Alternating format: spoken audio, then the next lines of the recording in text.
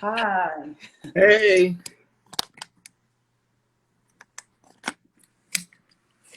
I don't know what happened to my computer. It's fine. It's okay. Listen, that's technology. That's technology for you.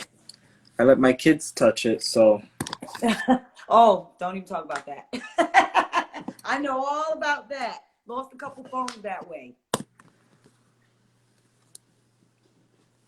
how are you today? I'm well, and yourself? Hanging in there. It's always something, right? Yeah, that's How have okay. you been? Push through it. How have you been? I've been good. I've been very good. It's a beautiful Saturday. All right.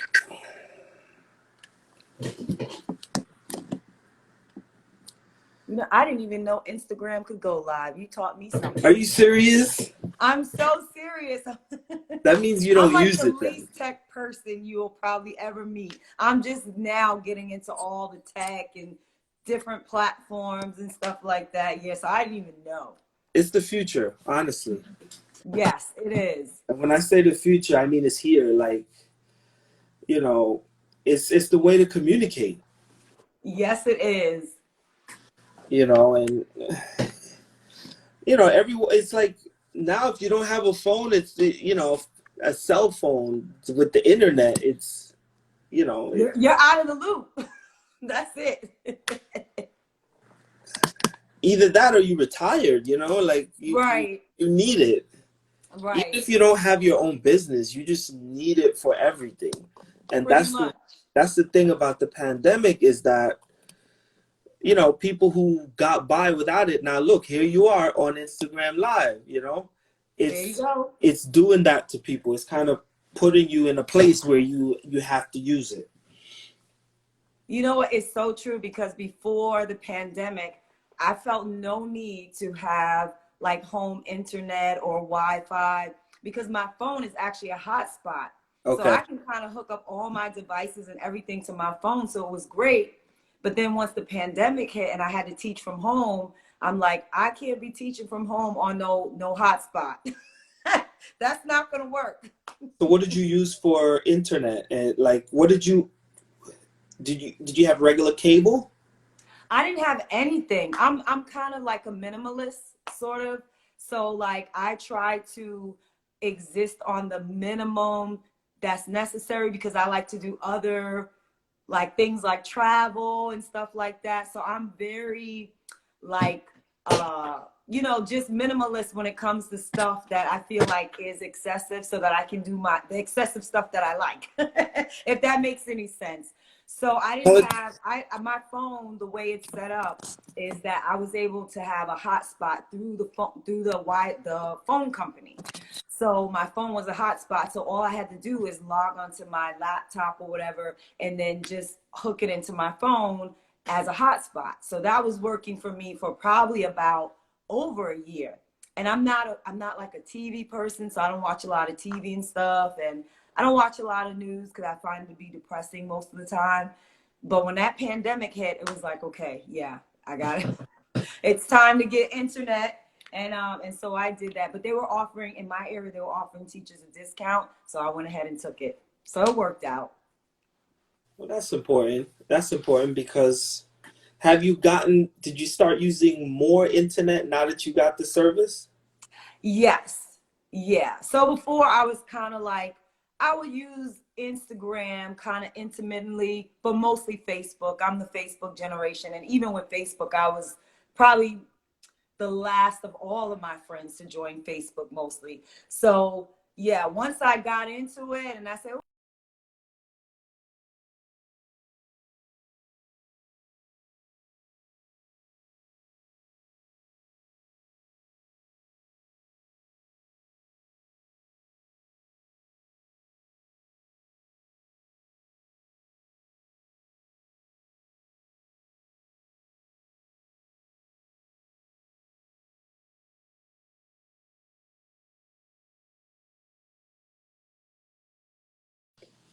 Sorry. A million tech issues. I was calling my son because I don't know, drama with the Wi-Fi, and I'm telling you, it's not easy.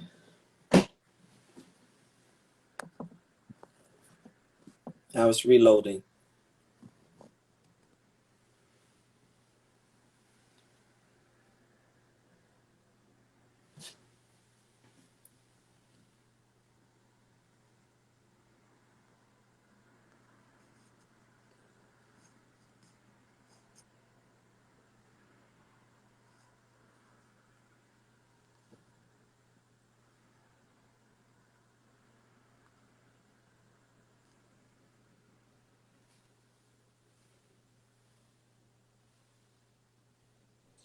Okay, we're back. Speaking of technology, right? Oh my goodness. Non-stop. Well, let me welcome you to the Tell It Like It Is podcast, where we talk about everything going on today and how it's affecting us. Thank Gosh. you. I have a special guest today, Pandora. How are you? I'm well, Lexi. Thank you for having me. Thank you for all your patience today. And we have to know how to improvise and pivot when we need to, you know. That's Yes. important. Yes. Um, what do you work in, elementary, middle school, or high school? Well, I was a high school teacher, but now I am currently in middle school, glorious middle school, as I like to call it, hormonal hurricane middle school. Oh Lord. And so, Pandora, you are a phys ed teacher? Yes. Now, I know you're very passionate about fitness. So which one came first? Well, before I became a physical education teacher, I was actually a fitness coach and a personal trainer for a few years. So it was the personal training that inspired me to become a physical education teacher, because before that I was in law. I was working for the Queens County District Attorney's Office. And so I was going to go to law school, that whole bit, got a degree in criminology. And the more I was doing my personal training, the more I fell in love with it. And I said, I really want to be able to help people more. And I said, I really want to be able to help children to be fit, because fit children become fit adults. And so that was kind of the inspiration to become a phys ed teacher. So I went back to school for that. Catch him at the start instead of trying to fix the problem later. Exactly. And you know what? I believe it's working. I believe it's working. It's that's the best way to influence somebody is when they're young. Absolutely. That's the best way to go. Absolutely. You know what? I come from a family where we have a lot of obesity. We have a lot of heart disease. We have some diabetes. And so that was kind of my family history. And so once I started on my journey to weight loss and became a fitness trainer, it just became a passion for me. And I love working with kids. They're so great. It's so much fun too. It's enjoyable. How long have you been in the New York City public school? Well, I was in the New York City public schools since 2006. So at this point, I've been teaching for about, what is that? Oh my God, I've lost track. Like, what is that? Like 13, 14 years, about somewhere in there. Okay. Yeah. So somewhere in there, 13. After a while, you lose track. You stop counting. You stop counting. Okay. All right. So what has been the biggest thing that you've seen and that you've learned so far? The biggest thing that I've learned, I would say as an educator, is that as much as you teach the kids really teach you. When you go to school and you get a master's degree, you kind of come in there and you kind of like think, well, I got this and I know this and I know that. And I found out that teaching is really an art, and it's an art that's developed from not just what you know, but also like learning from the students. My students have taught me so much. So I've gone from teaching just physical education to also teaching dance.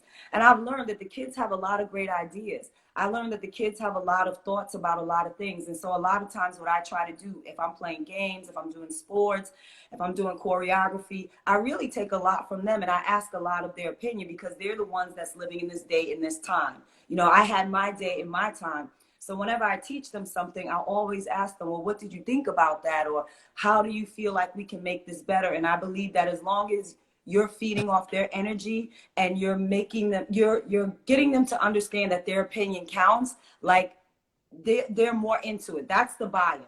So you can't go in and saying, we're going to do this, this, and this, and this. You got to make them feel and let them know that they're just as important as you are. And just because you're the teacher, there isn't anything you can't learn from them. And that's been the biggest aha moment in my career since I started teaching. Yeah, the more that you the more invested they are, the more you let them have a role in what they're doing, the more invested they are, the more they'll pay attention. Absolutely. So are they teaching you TikTok dances? Oh my gosh, especially my hip hop dance class, they love TikTok. Let me tell you, it was because of my students that I started my TikTok page, because they're like, you got to do TikTok. I'm like, and because, you know, I'm talking about, oh, Facebook, Instagram. They're like, yeah, we're so over that. We're on TikTok.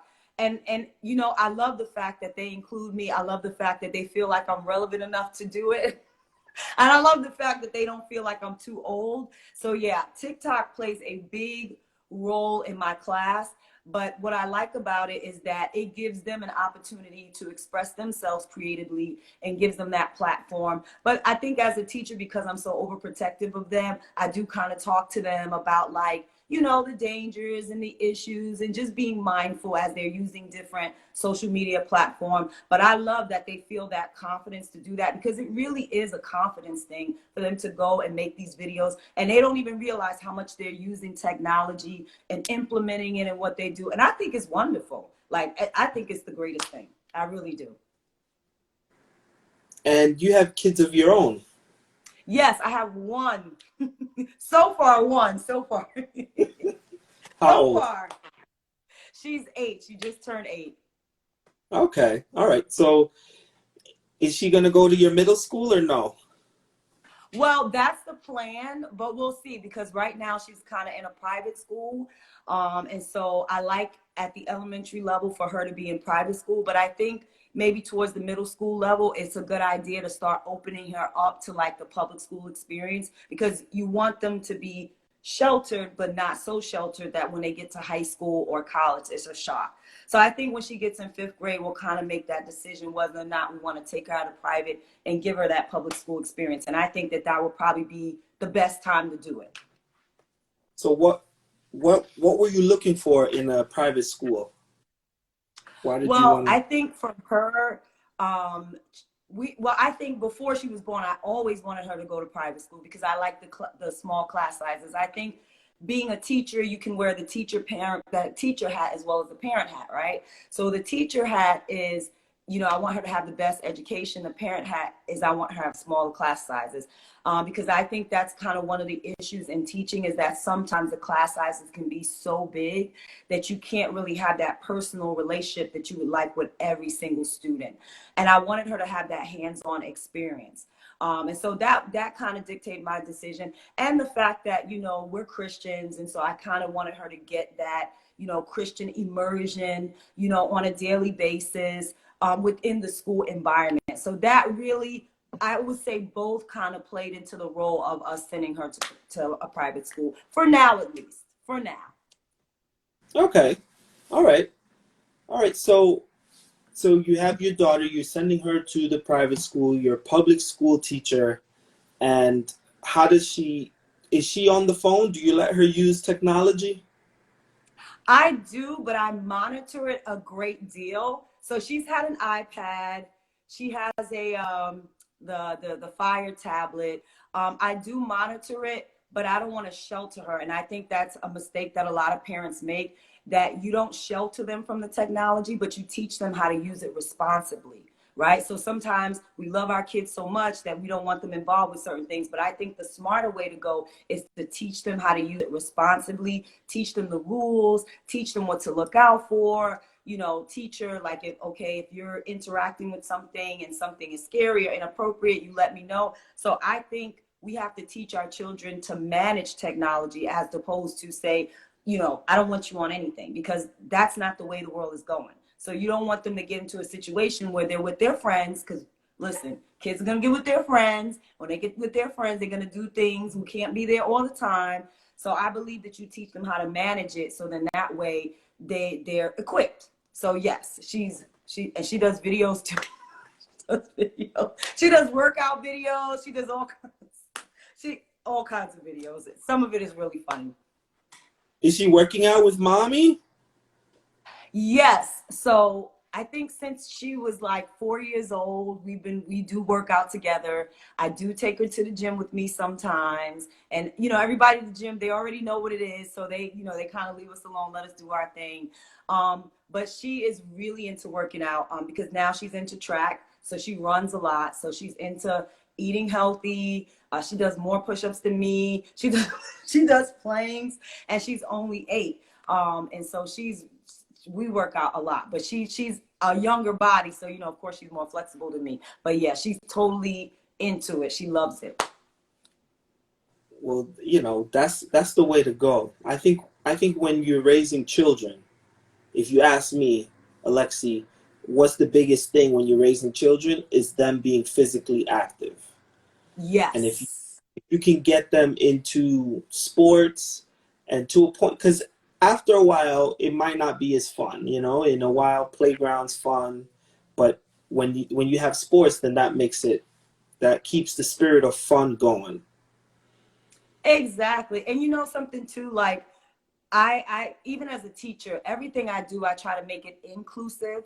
So you got to make sure it stays fun, right? Because that's what kids want. They want fun. And I remember that too, even when I'm coaching, because coaching is a little bit different than being a phys ed teacher, because when you're coaching, your goal is kind of to win, but in winning, you still have to say, okay, I want the kids to have fun, because once they stop having fun, they stop being motivated, and then it turns them off. So you have to have that element of fun. And those that are skilled and are really well, they're going to continue doing well. But at the young age, you're right, you want them to have fun. So I make working out fun. I'll let her take the lead sometimes. I'll say, okay, how many reps we should do? I bought her a little set of pink weights.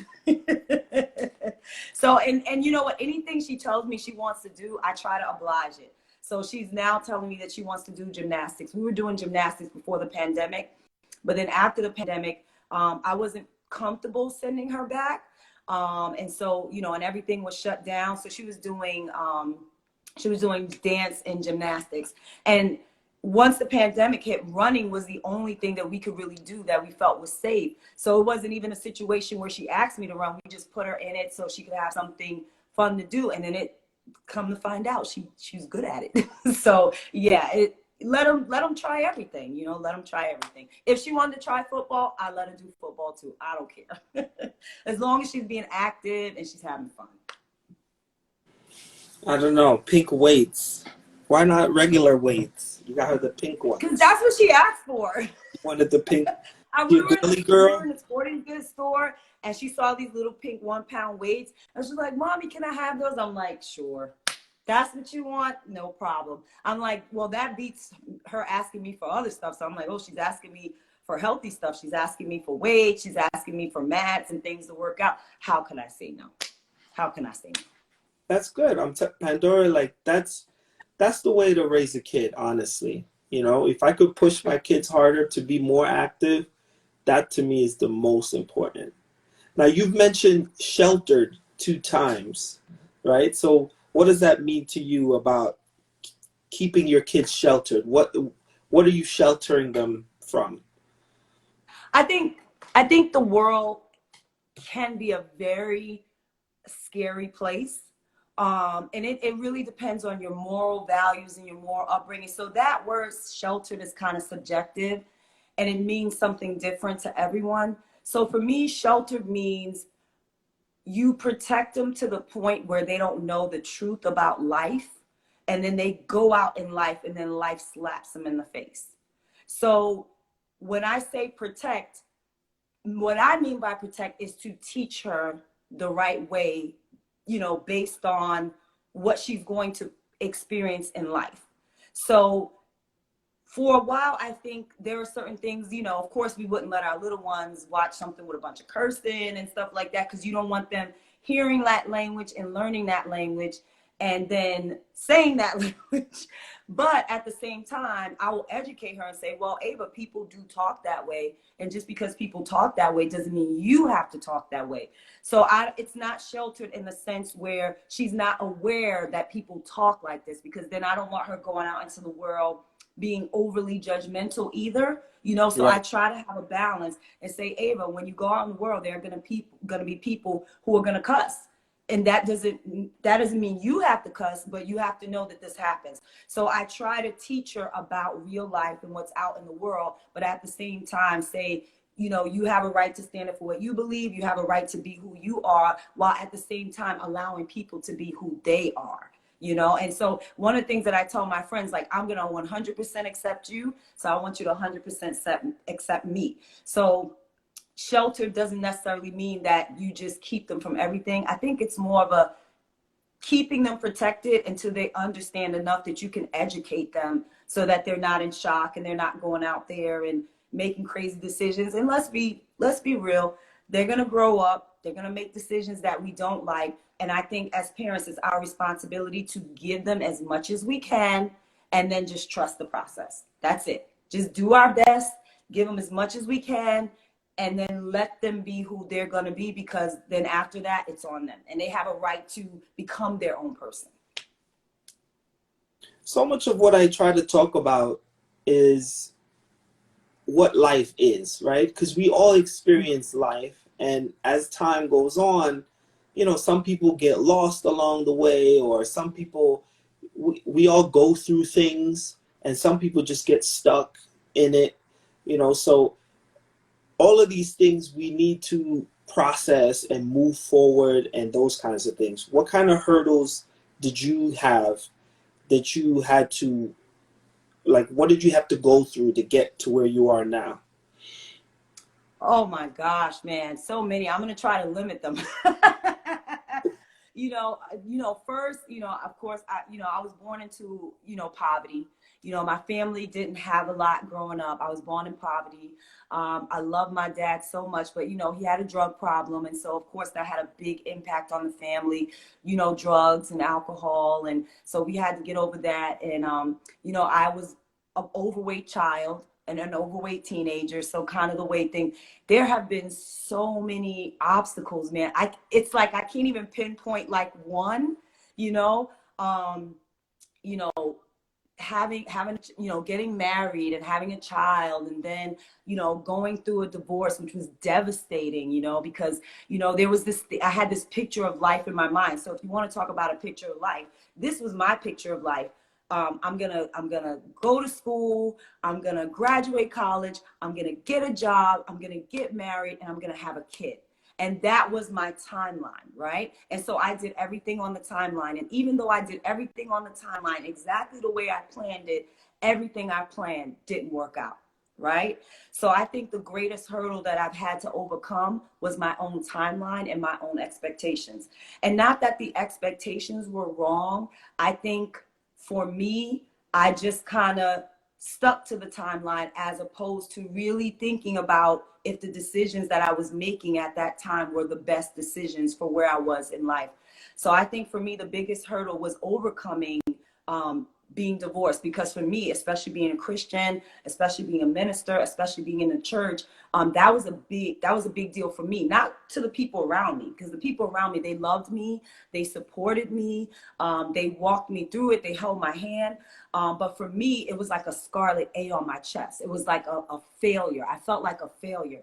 So overcoming the fact that I was a divorcee, overcoming that I would say was one of the biggest hurdles. Having to start over and having to have the confidence in myself to say that just because I was a divorcee, that I wasn't a bad person. It didn't make me less lovable to God. I had to figure out like who I was and pick myself up and start over again. And out of everything that I've gone through, I think that that was the hardest. Like just starting over, having to let my family in, having to tell other people, you know, that, hey, this is what happened to me. And I hid it for a very long time because I was ashamed. You know, I was ashamed, even from my mom, from a lot of people, I was ashamed.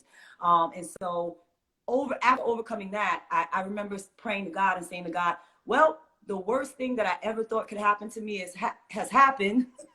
So I have nowhere from here to go but up. Right. And I think taking that perspective helped me a lot. So that would say, you know, believing in love again, you know, finding the love of my life, you know, believing that I was worthy to be loved, that I wasn't damaged goods, that God still had a plan for me, regardless of what happened in the past. That was one of the biggest hurdles I had to overcome. Yeah, definitely. Wow, that's good. More power to you. That's impressive. When did you get divorced? What year was that? I got divorced in 2015. Yeah, 2015. You know, I try not to remember. Block it out. I try not to remember. It was really hard. You know, I'm one of those people, I don't like to, you know, kind of point fingers. But I came to a point in a relationship where I just kind of asked God and I said, you know, if some things are not going to change, you know, just turn this heart away from me. And then when God did, I was mad. I was like, wait a minute. You know, and I had to be honest with myself and honest with my situation. And it just wasn't working. I just wasn't happy. And I know, you know, especially me growing up in the church, you have this thing drilled into you, you know, you have to stay.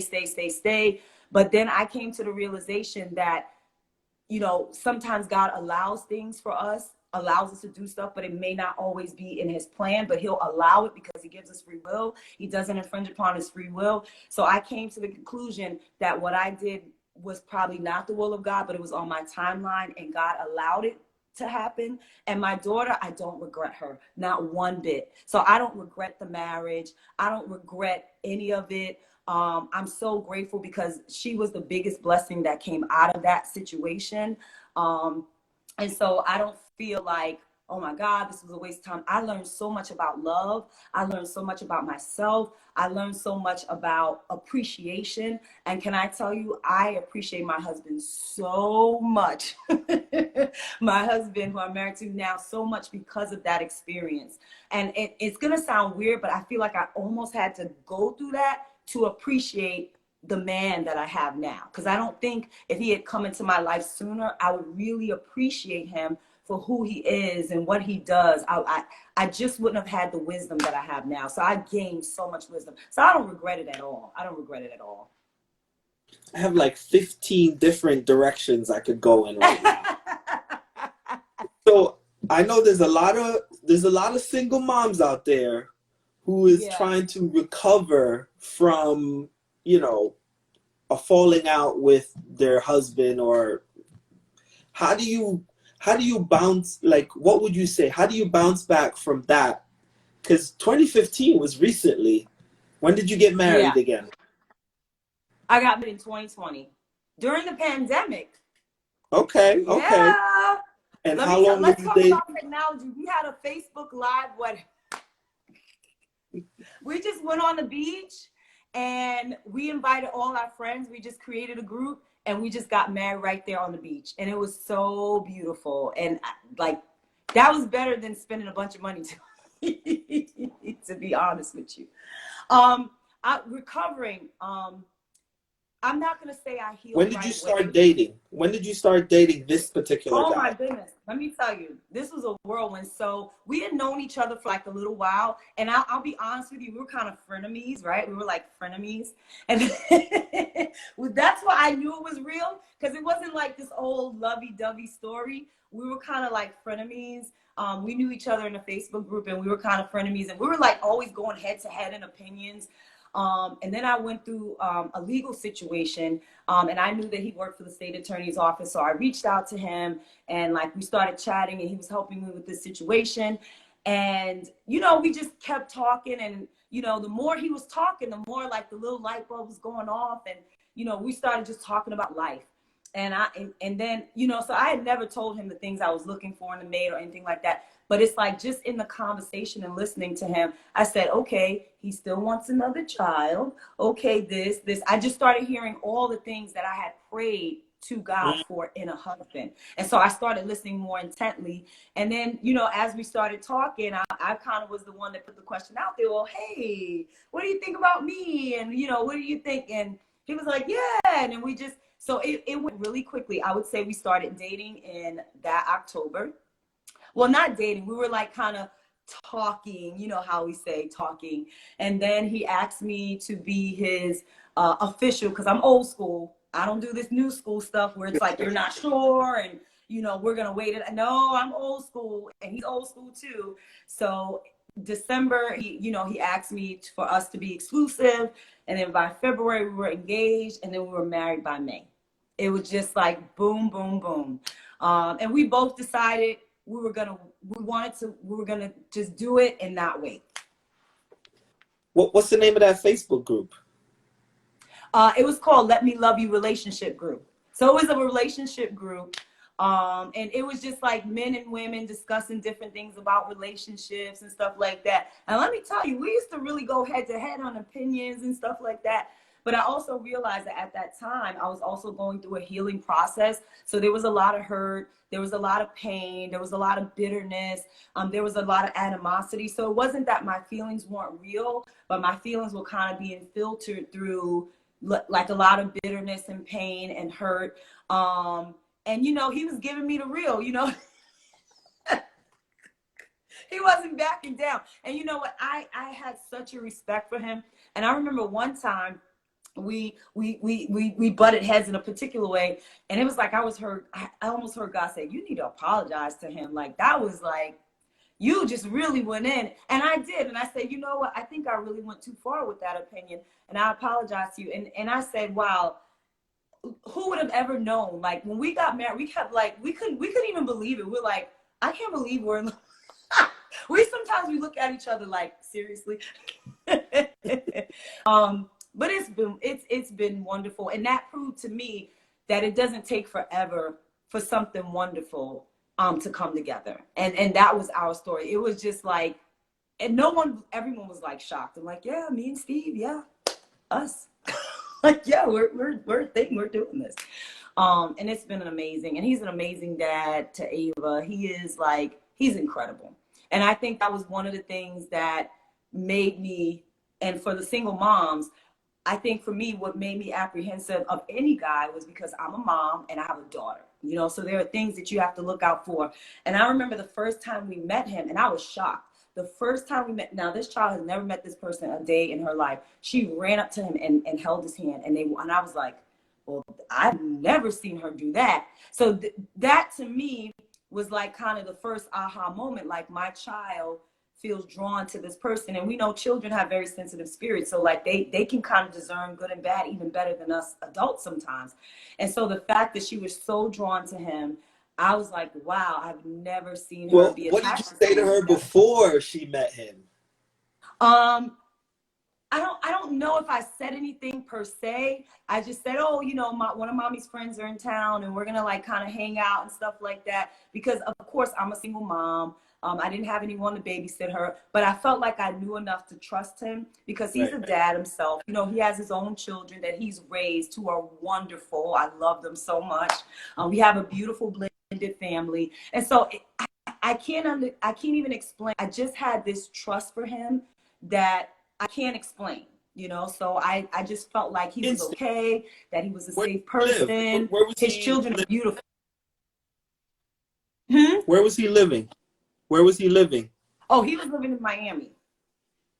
So we were, so he came to visit, and we were like, you know, so when we first met, just her reaction to him, and it was like, I've never seen her do this before. Like, this is totally new. And like every time they were like bonding and talking, and it was like so genuine. And it was really, the thing that she was missing in her life. Because one thing that Ava's so blessed to have, she has many examples of fine men in her life. She has godfathers, she has uncles, so she has all of that.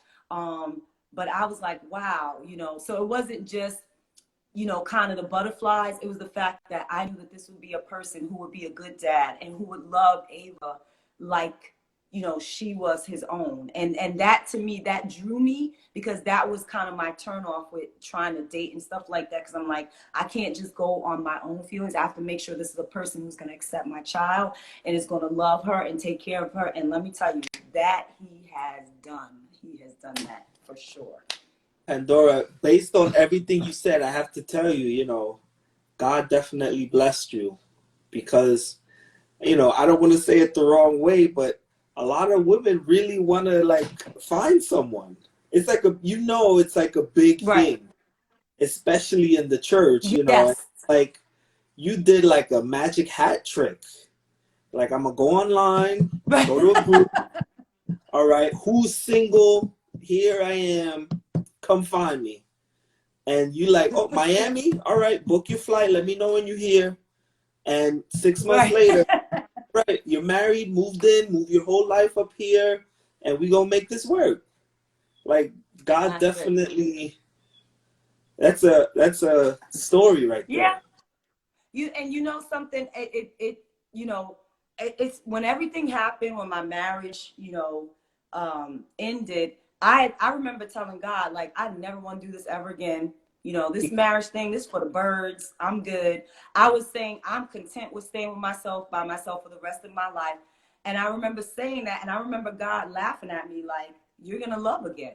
And I'm like, yeah, whatever, Lord. Like, God told me, and I would even have dreams of happiness and peace. And I would even have dreams of me having another baby. So it was like, I felt like God was showing me that, you know, you think this is the end. It's not the end. You just need to take your time and heal. And what I would tell any single mom is healing is extremely important.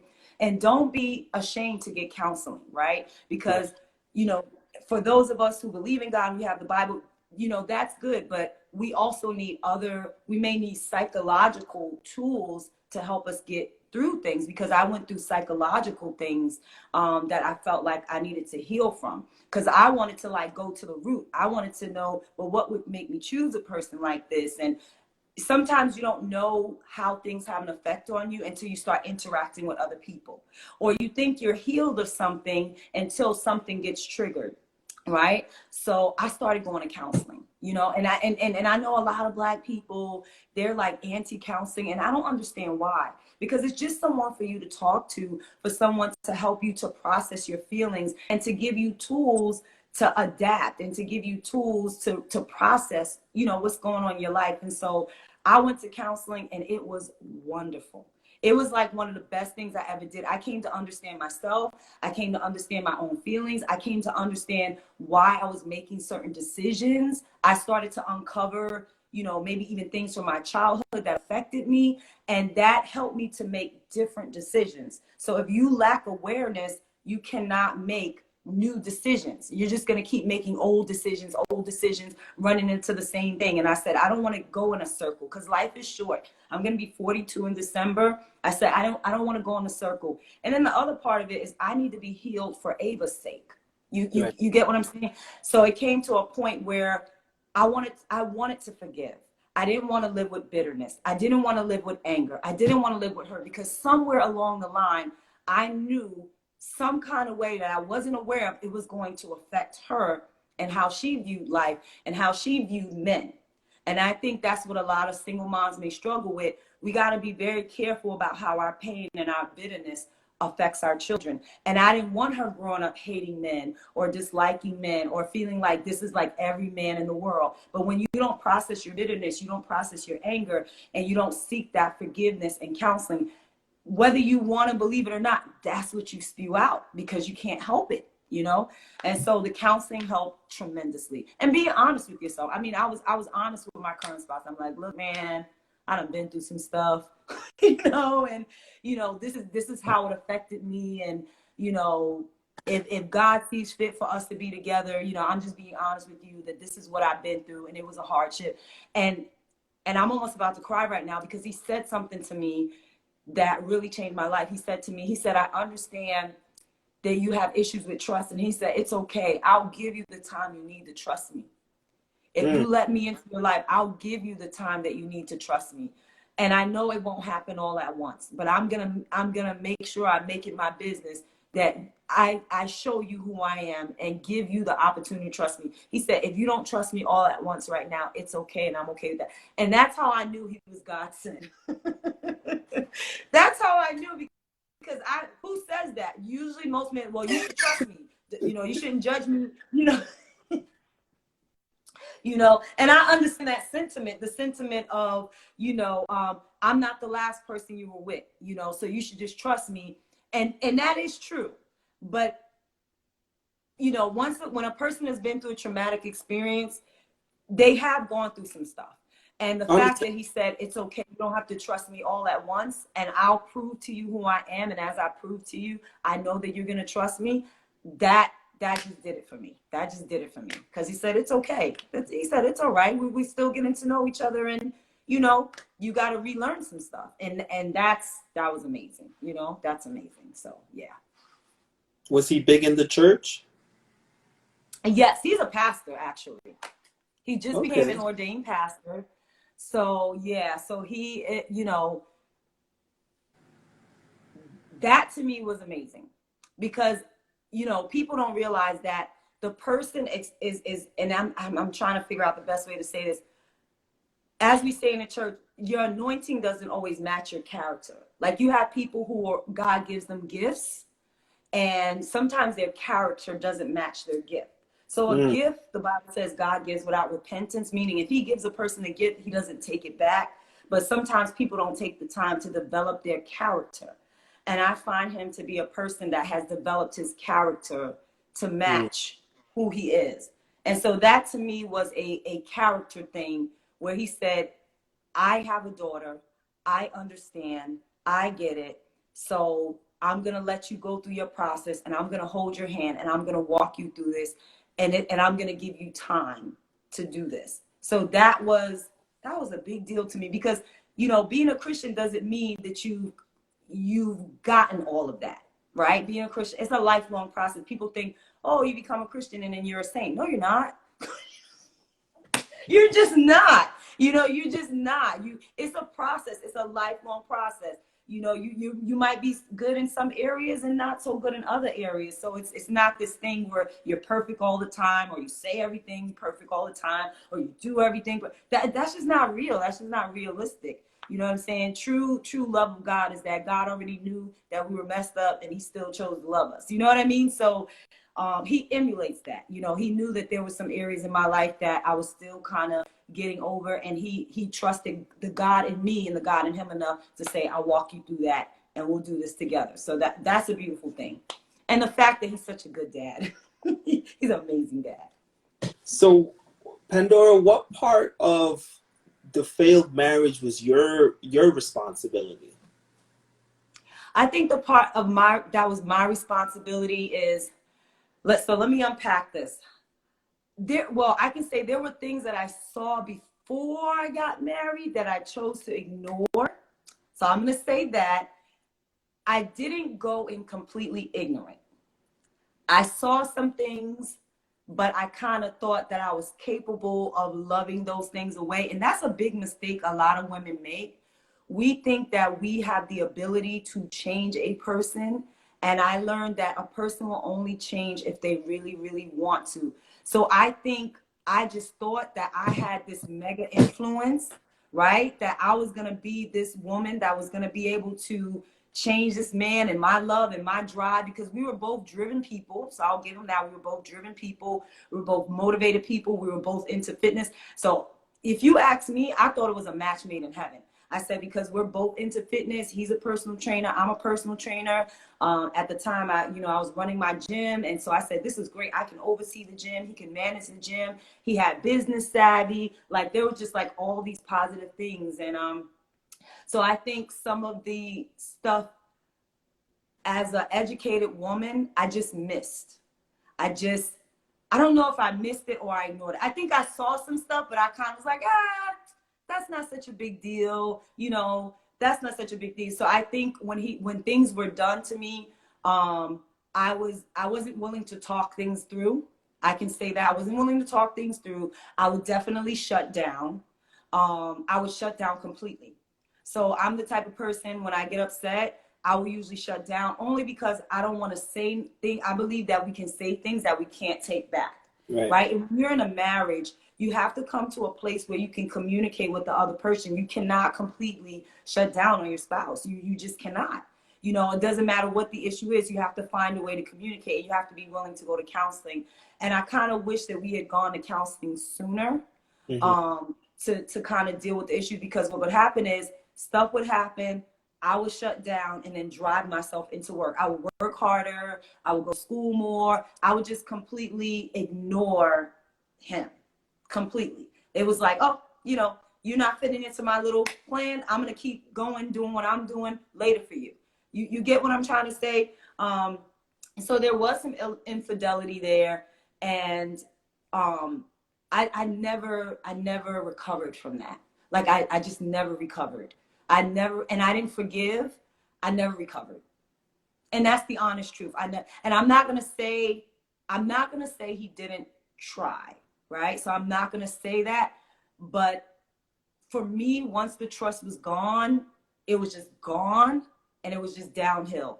And I think the mistake I made was, I think I took him back to save face, because, of course, me being a minister in the church, and, you know, me thinking that people wouldn't accept me, you know, that was my thought.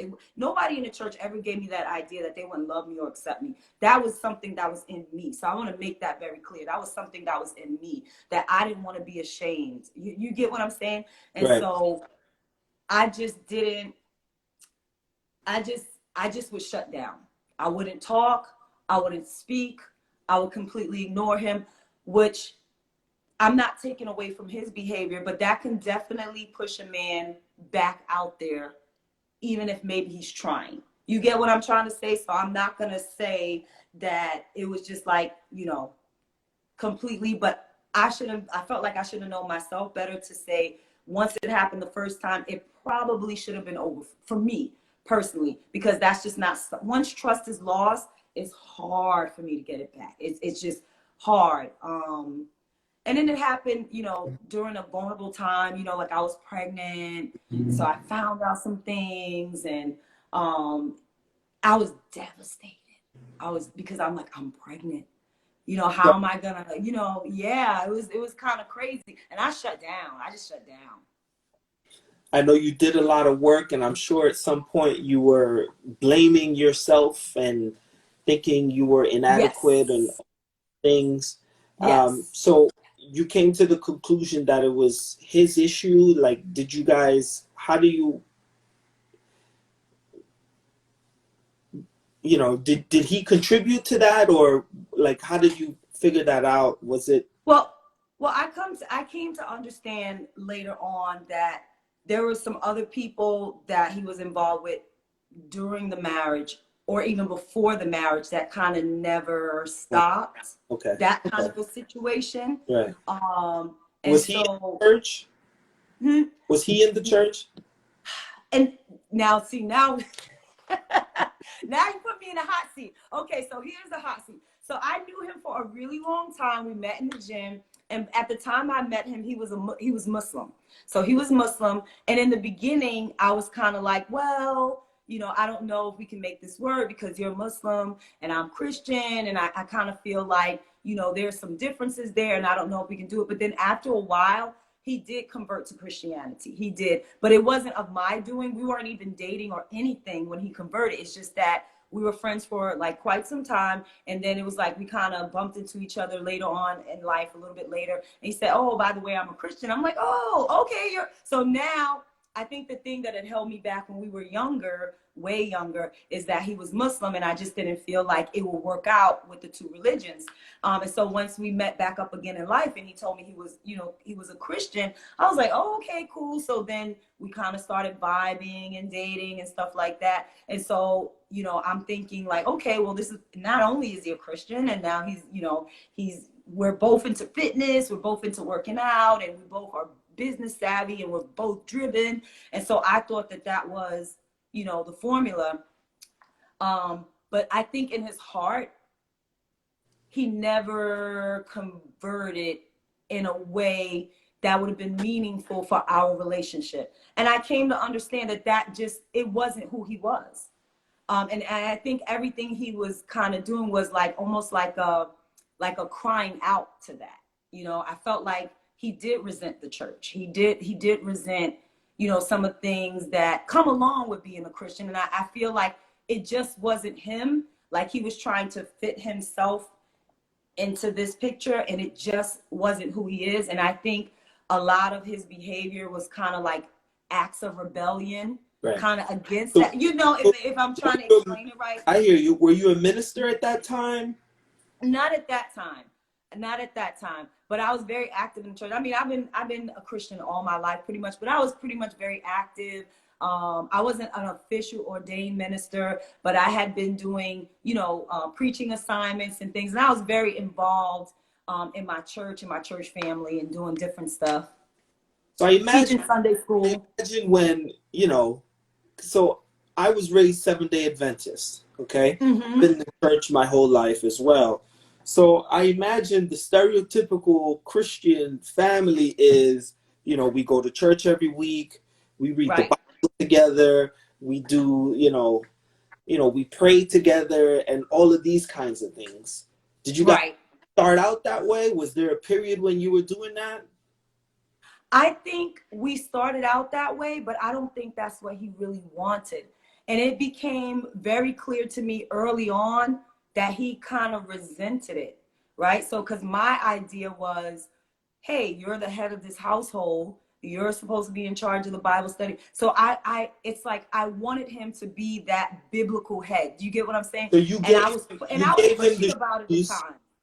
him the shoes, but he never really stepped into them.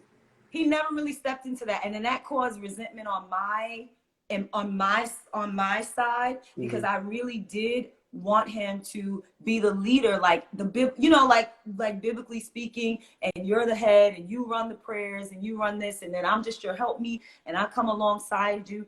But I found that a lot of times that I was doing it, and it did kind of turn into, it could be pushy at times, because I'm like, but babe, you know, this is what you're supposed to be doing, and you know, this is what we do.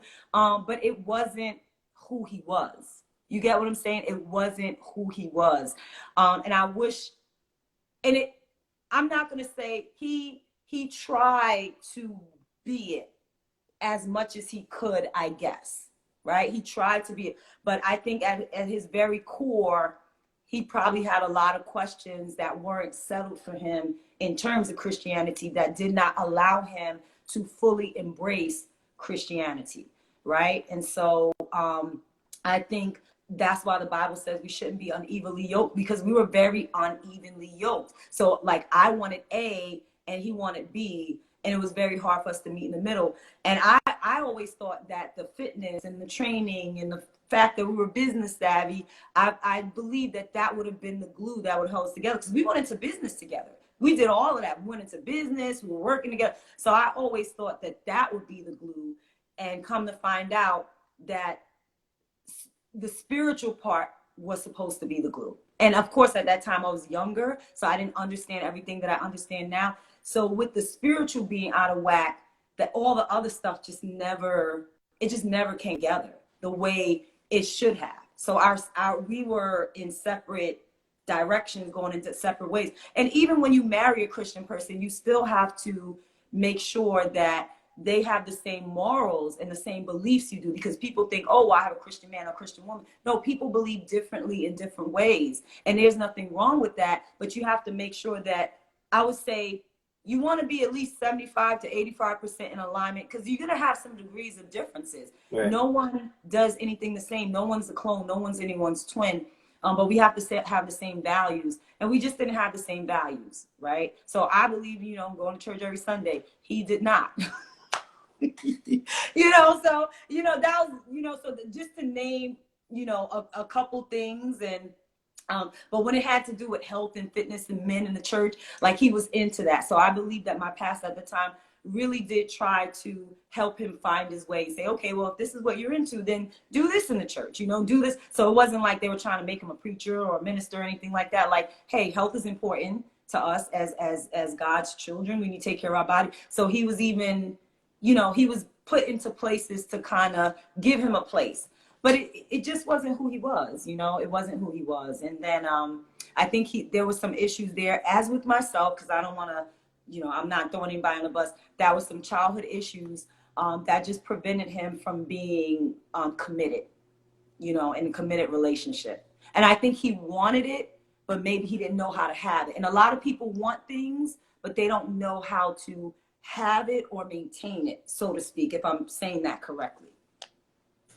So one of the things that I want people to understand is that when you're a Christian, you know, and the idea is that you belong to a Christian community. Yes. So there's some people out there who are Christians who don't belong to a Christian community. So you have to understand that that can be an issue. That can be an issue in most situations, because if you're a part of a Christian community, then you're going to spend 25, 30, 50% of your time in that community. That's true. So there's plenty of people who abide by the Bible. Right. They just don't make time for the community aspect. Correct. That is correct. And when you know, some people, they go to church every week, but they're not a part of the community. That's true too. You're absolutely right. Yeah. It's so true.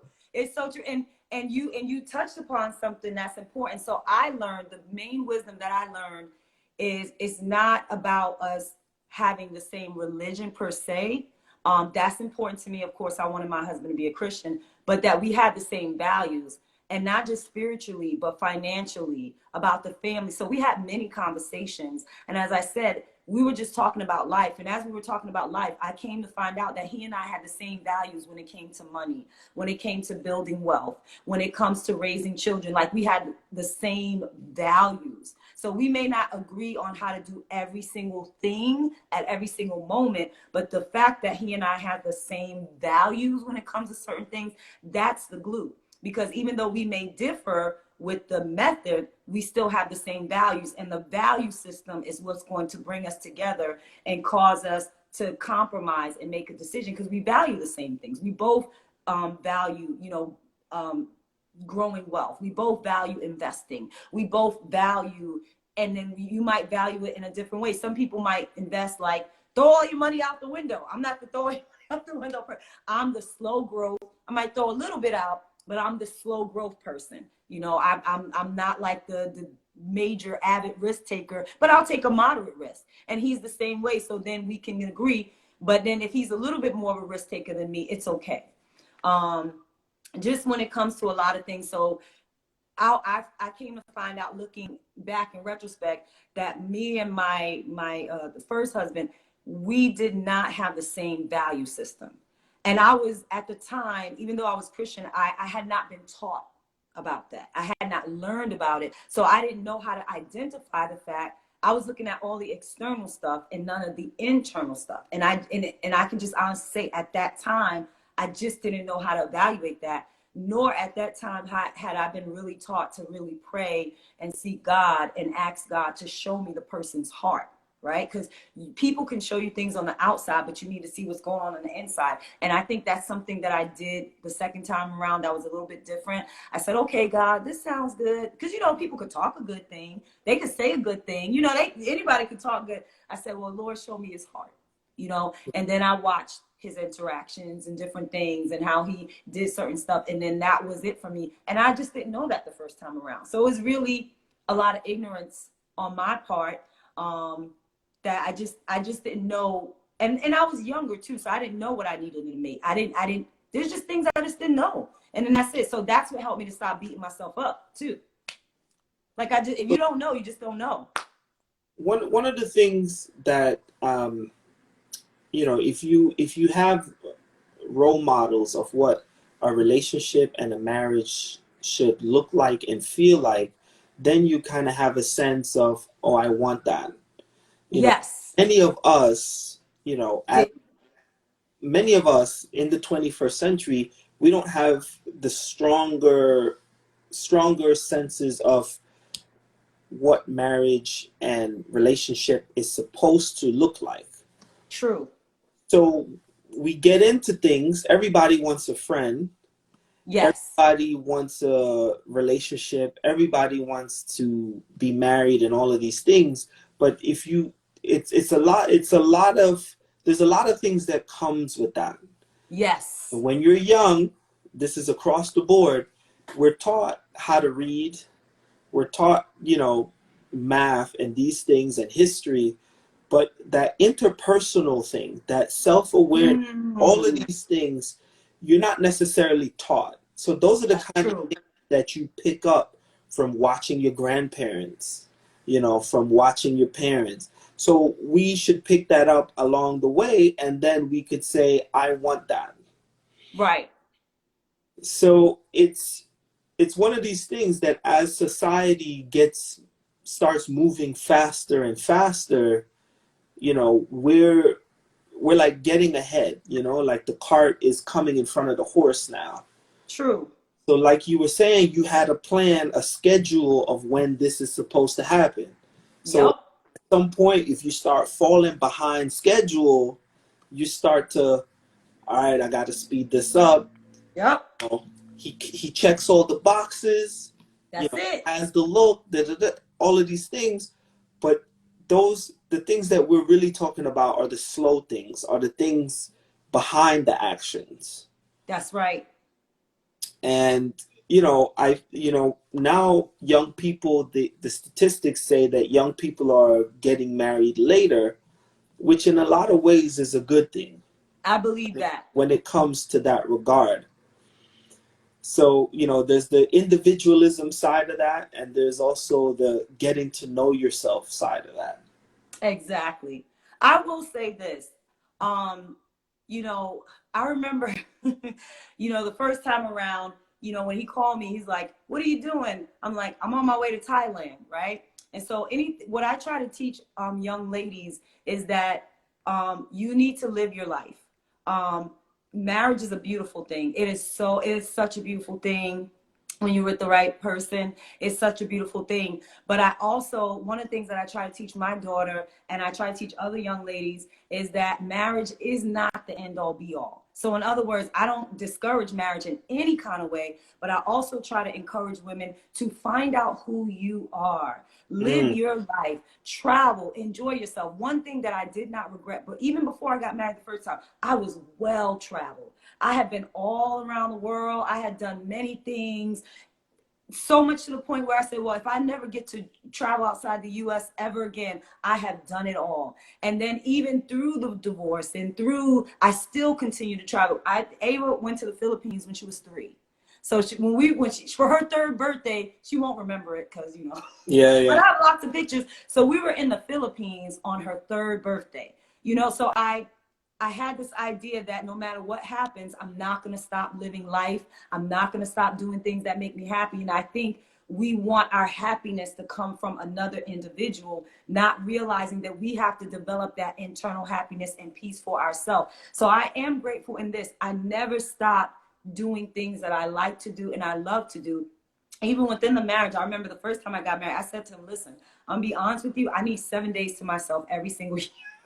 I need 7 days to myself just to be me, right? Not be a mom, not be a mother, not be a wife, just to be Pandora, right? And so I was honest about that. And I'm always honest about who I need to be me. I'm never going to do anything that's going to extremely take away from my family because that's just not the way that I'm built.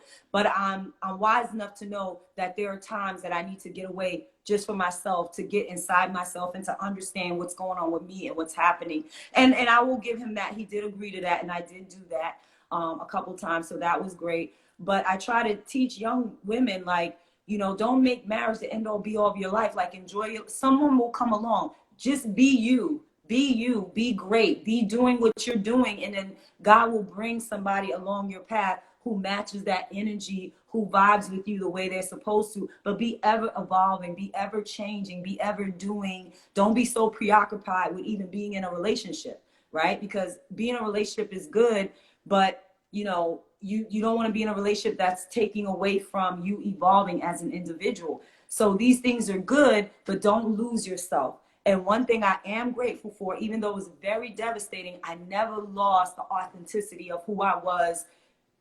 I still traveled. I still ate out at great restaurants. I believed in treating myself. My sister taught me that. She said, don't cheat yourself, treat yourself. So I'm sitting in a restaurant crying, treating myself. But I'm still doing it. I'm like, oh my God, this is devastating. But woo, this Thai food is so good.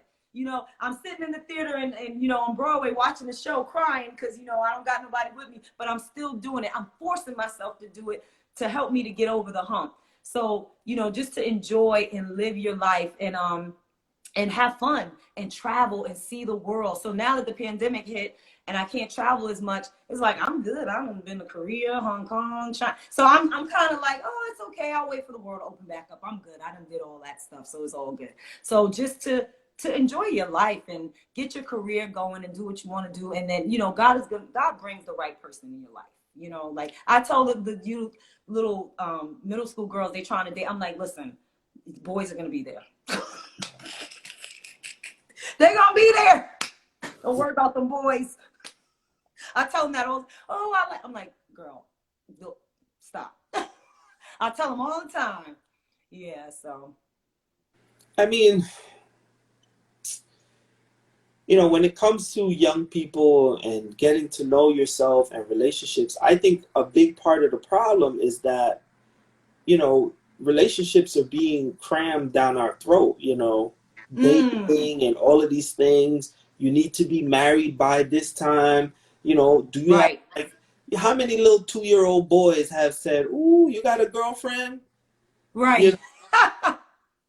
It's a real thing, and people are like, you're 16, who you dating, and your right. friends are doing it. Netflix is doing it. Like, it's everywhere. Dating. And if you're not dating, then you're lonely. Then something's wrong with you.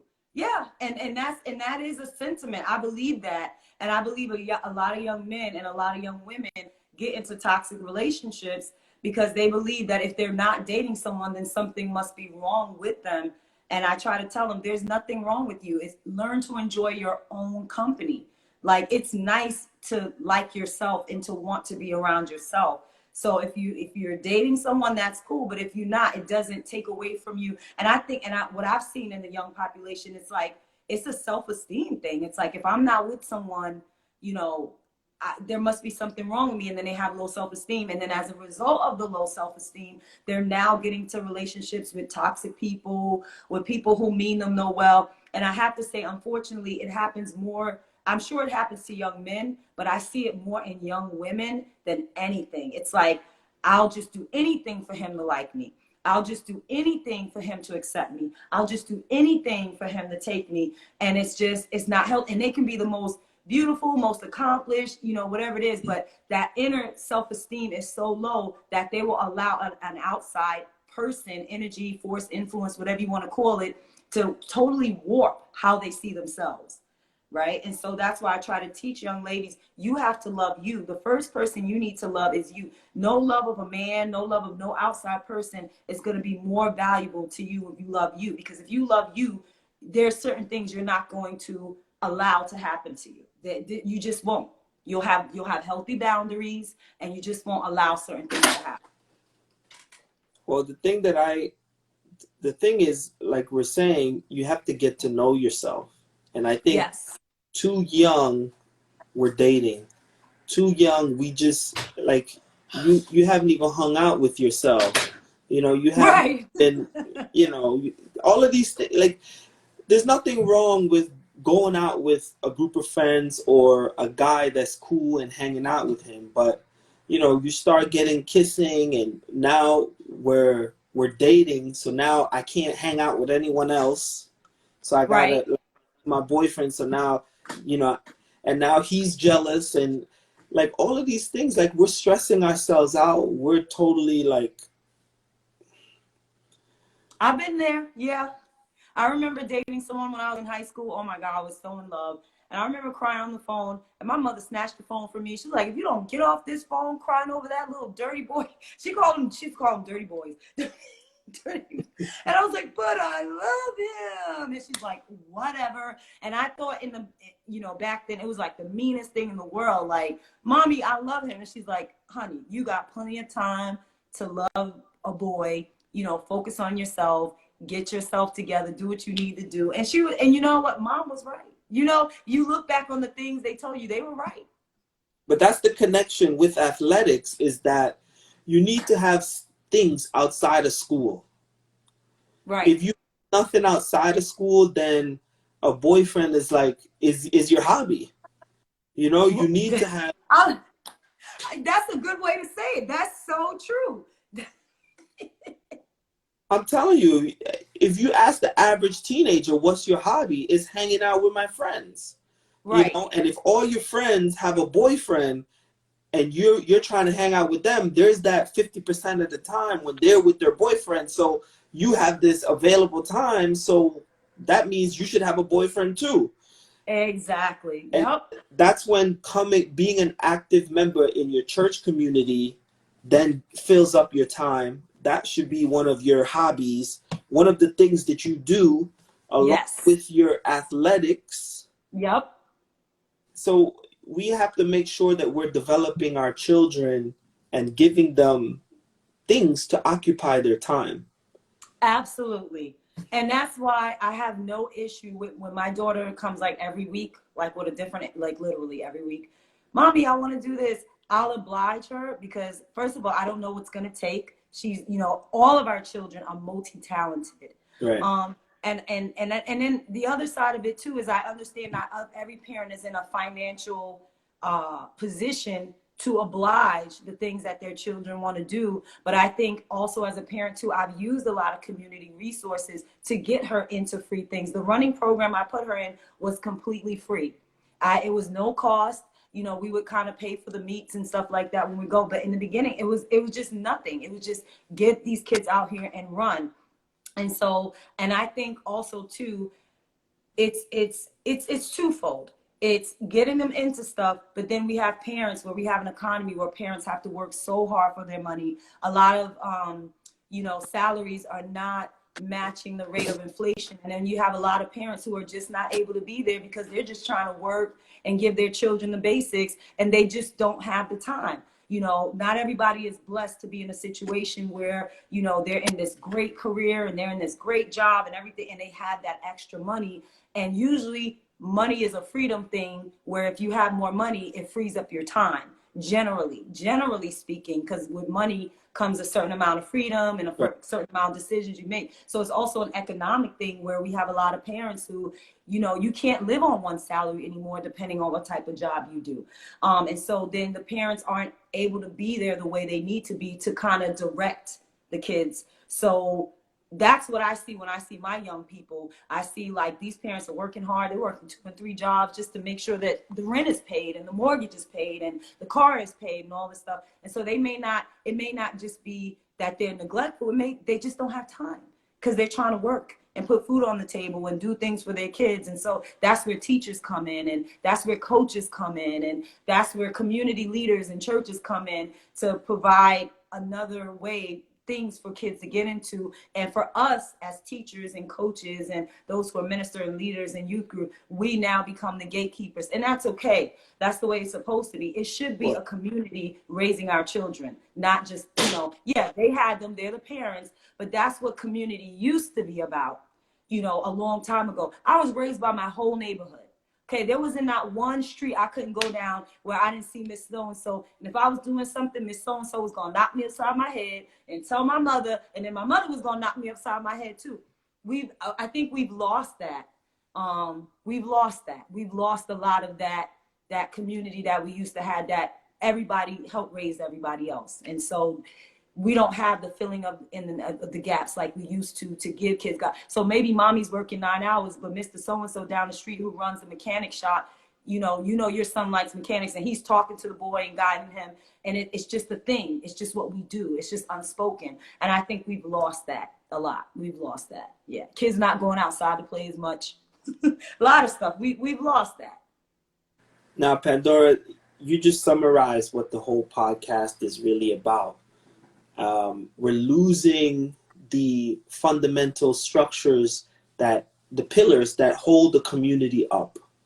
Yes. And your salary alone is not enough to provide all of the extracurricular energy that they need. And even if it is enough, you don't have enough time to administer, who has time to go to 7 different things every day? Right. Outside is not safe, so the kid's not running outside as much. Miss so-and-so down the block, she has health problems now, so she's not outside the way she used to be. Yes. Now we're afraid of our neighbors, so we don't. If so-and-so wants to pull your kid aside to talk to them, people are nervous about, is so-and-so doing something they shouldn't be with my kid? That's right. And where the mechanic shop down the block is no longer there. Right, exactly. All of these pillars in the community are eroding. Yes. And now it's defaulting now to social media and TV and materialism. Right. I agree. So things are happening faster, and I am concerned about this direction, because it's very much like you just said it on your own. And if you feel it and I feel it, that means there are millions out there who's feeling the same. Who feel the same thing. Absolutely. So this thing is happening, and no one's actively doing something about it, And when I say no one, I don't want to overgeneralize. It's not being addressed at a rate that's stopping it from expanding. Right. And I want to use this podcast to talk about that, because we're raising kids, we're talking about the future, and of course you had problems back then. Right. But now I think the kids are inheriting more problems. They are. Let me tell you something, as a teacher, this is a very stressful time for young people. And I think as educators or anyone who interacts with children, I think we forget that they're stressed too. Like, we as adults, we get stressed. But one of the things that I was keenly aware of when I did start interacting with students again, is that the students were very stressed. And we forget that this is as stressful on them as it is on us, and we need to have those conversations with them, because they're frustrated, and then they don't have the vocabulary and the communication skills that we may have to express things. Whenever my daughter has a bad day at school and the teacher tells me, well, she was crying and she was frustrated, I know that that's part of her personality. So I don't then turn around and get mad and say, oh, well, you shouldn't have did that, teacher. I say, okay, Ava, what happened? What's wrong? What's going on? Because they got things going on inside of here that they can't readily process, right? When we first went out on the, when the pandemic first started, my daughter was devastated, okay, because she's an only child. So all her friends are in school. So she went through a period of isolation. She went through a period of anger, being angry about not being able to see her friends. It was really hard for her. So at the most, I tried to take her out and ride her bike and stuff like that. But it was really hard for her not having that human touch and just being around 2 adults all the time and not being able to interact with other kids, so that was really hard for her. So she told me, she said in her own words, Mommy, I'm very lonely, and then we had another situation where we had children at home and their school was their safe place, right? So let's even talk about that.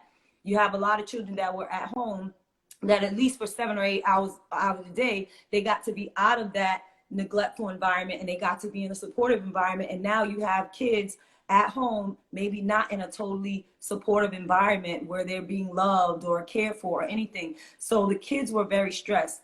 And I found that they went through a lot of issues because of it. So we have to remember to have conversations with them. Don't just ignore their feelings and expect them to get over, because if we're adults and we can't get over stuff, imagine how they feel. They don't even have the the words. So instead of getting mad at them and saying, oh, what's wrong with you? Oh, you have an attitude. Find out why. Like, why does she have an attitude? What's 9 times out of 10, even especially dealing with middle school kids, because they're going through all kinds of stuff.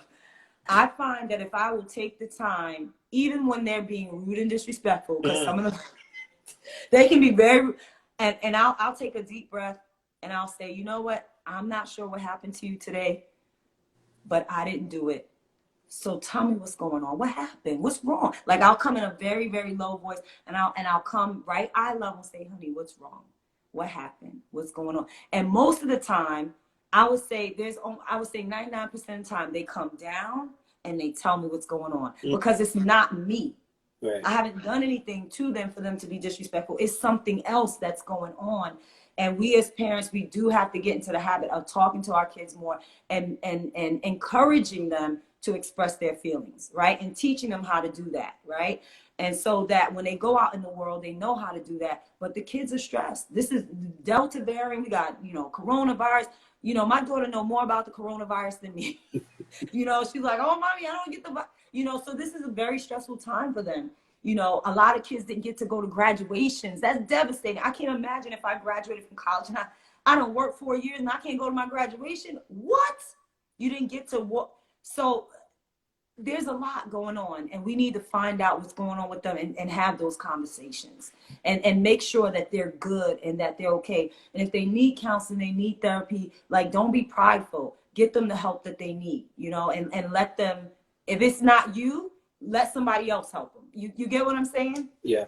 I think a lot of parents, will say to kids, like, you don't have any problems, you don't have any bills, you have nothing to be stressed about. Like, you're crying on the phone and it means the world to you, but it's like, that's small stuff. So right. We're looking at the kid's life through an adult eyes. There you go. Dismissive. I think every time your child goes through something, it's a teachable moment. It's a teachable moment. I can be honest, like, as a parent, I got spanked. I got some, that was it. You got spanking. But I've learned that's not always effective, though. You know what I'm saying? It's not always effective because you're spanking the child, but you're not teaching them. Right? So, you may be spanking them because you're angry, but you're not teaching them. So I've come away from kind of the, that kind of discipline, and like, I want this to be a teachable moment. Let me explain to you why this is this and why this functions that way and that. And I feel like that to me has been more effective than anything else. Now, you want your kids to have a healthy fear of you. So I'm not going to be all kumbaya. I want my child to have a healthy fear. There's a healthy sort of fear to this day that I will have for my parents. Like, I'm not going off the chain and speaking out of terms. It's never going to happen. So you want to have a healthy fear, but not to the point where your children can't feel like they can't be honest with you and say what they need in a respectful way. And I teach my daughter to say, there are times when she's mad at me and I'm like, well, Ava, why are you mad at me? And she'll tell me, and then we'll have a conversation, and I feel her doing it that way, because as she becomes a teenager, I don't want her hiding stuff from me. And I always tell her, Ava, I don't care how bad the truth is, always tell me the truth, because if you don't tell me the truth, I can't help you. You know what I'm saying? So for kids to have that space, but if you're not a parent that was taught that, I learned that through counseling. So I didn't just magically, that's a tool that I learned in counseling that now I use as much as I can remember. No one's perfect in parenting. So the counselor's like, well, if you have feelings, imagine how she feels. I'm like, oh yeah, you're right. So even going through the divorce and stuff like that, processing those feelings. And she was young, so she doesn't really remember him per se. But I know that it affected her in ways that she may not have been able to process because she was like 1.5. You know what I mean? So yeah. Have you reconciled with your father? My dad? Yeah. My dad, I would say that I have, because I came to understand that my dad did the best he could with the life he had. And one thing about my dad, he even though he struggled with alcoholism and he struggled with drugs, I always remembered that he would always say this to me. He said, you have to be better than me. Like, he drilled that into me. Like, even through battling those demons of alcoholism and drugs. And here's the thing, he wasn't always like that. I think it developed maybe when I was like 5 to 7 years old. So I had him before that. I had him before the drugs. I had him before the alcohol. My siblings, not so much. So they have a different, it's a little bit harder for them because I knew the man he was before those things came into his life. And one of the things he would always tell me is that you gotta be better than me. You know, you gotta do better than me. You gotta finish school. He's the one I got my timeline from. I got the timeline from him. And he always encouraged me. He always encouraged me and made sure that I understood that school was important. Like, you have to finish school. Like, there is no, he would tell me, he said, you can't have a boyfriend till you're married. That's you can't have a boyfriend till you're married. That was his I like rule. that one. You know, that was, so my dad taught me so many like good lessons, good lessons. And and I was blessed. He taught me a lot of good lessons. I was so blessed that before he passed away, we did square away our differences, and he apologized to me. He told me he was sorry for everything that he done. He told me how proud he was of me. He told me how much he loved me. And that meant the world to me. And then I think in my heart, because I knew the man he was before, that was always the picture I had of him. I didn't have the picture of the alcoholic or the drug abuser. It never cemented. Daddy was always the hardworking construction man who went to work and earned money for his family and was bringing us home jelly donuts because his boss bought jelly donuts. So he was bringing it. So that was the image of him that was always stuck in my mind. That other image, as traumatic as some of the stuff I went through because of that, it never stuck. Got it. That person.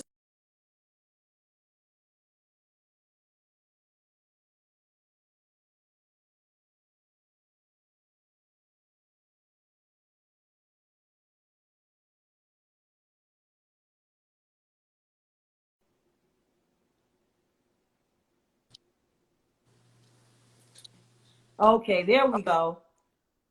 Sorry. We lost each other for a little second. I have it. Yeah, my son's dialing me. So who was the person who brought you to church? My grandma. Grandma was the one who brought me to church.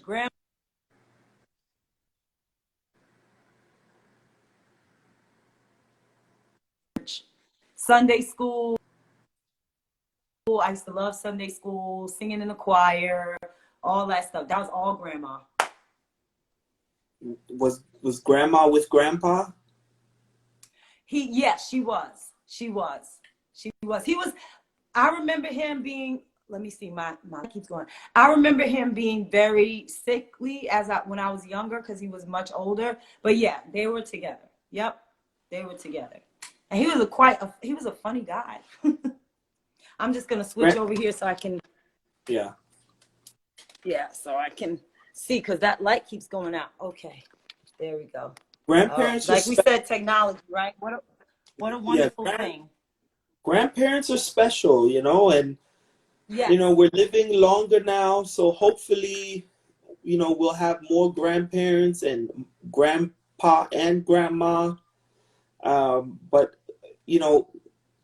as African Americans, we've been through a lot of trauma, and grandparents and extended family filled a lot of those gaps, and like you said, the community and those things.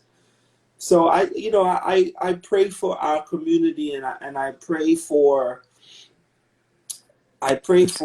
humanity as a whole, and as technology speeds up and the 21st century just keeps going, I'm just I hope we can keep it together, get it together, and I think we really need to rebuild these pillars, and we may have to build new pillars and to keep ourselves grounded as a community and grow, especially in these times as we continue to evolve, as Americans. Definitely. Well, my grandma, she definitely was an integral part of my life. I believe it was her influence. She the first person that introduced me to God. And her influence in my life was just, there are no words. I don't think I would be the person that I am today without her influence and without her strength. Um, and she, I'll be honest, she favored me.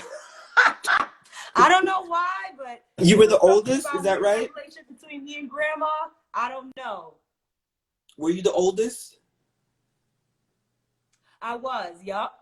So, but So I think my grandma knew, she kind of knew, even though she kind of stayed out of my parents' business, she kind of knew that there was things kind of out of sorts. And even though she never intervened per se, she would take me, I would go spend almost every summer at grandma's house. So every summer, that's where I was. And it kind of showed me like a different life. And so like, I kind of came back like uppity, like I'm better. Like, so it's like I had and it wasn't like my grandmother lived anywhere luxurious. She lived in the projects. But for me at that time, just being with grandma, going to Bear Mountain, going on different trips, stuff with the church and going to, vacation Bible school and all that was like the greatest thing in the world for me. And just, she would take us shopping and do stuff with us. So just getting out of my home environment and doing things, grandma showed me that there was more to life than maybe what I was going through at that time. so much of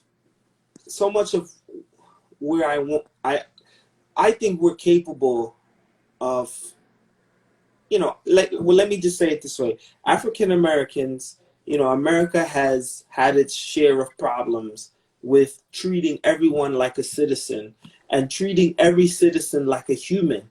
And I think Absolutely. so much of where we are now is people have healed on their own, and now we're getting to a place of saying, well, I healed on my own, now I'm having kids, but we don't want to just send them out into the world with a system we know that's not taking care of its people. So right now Yeah. we're in a space where we have to say, all right, this isn't working, this is broken. And I think people as individuals don't have a strong foundation to make that argument for themselves, to say, this is what my community deserves. These are my tax dollars. I want this for my community. So we're still relying on people who aren't speaking for us properly. So right now we're in a Yes. space where you and I can talk about what's missing, but it's not translating into the leadership doing it for us. So we're still coming to a point where, all right, we know where we want to go and we're not there. How do we get there? So I think we're still in a waking up point of saying, we need this to happen. We need a timeline. We need a plan for this to happen. And we don't want words. We want actions. And most of us are still healing. Like you're ahead of most people. Like you're healing. Most people are still reconciling with family, still reconciling with their marriage. So they're not in a place where they're talking about fixing their community and fixing the larger things.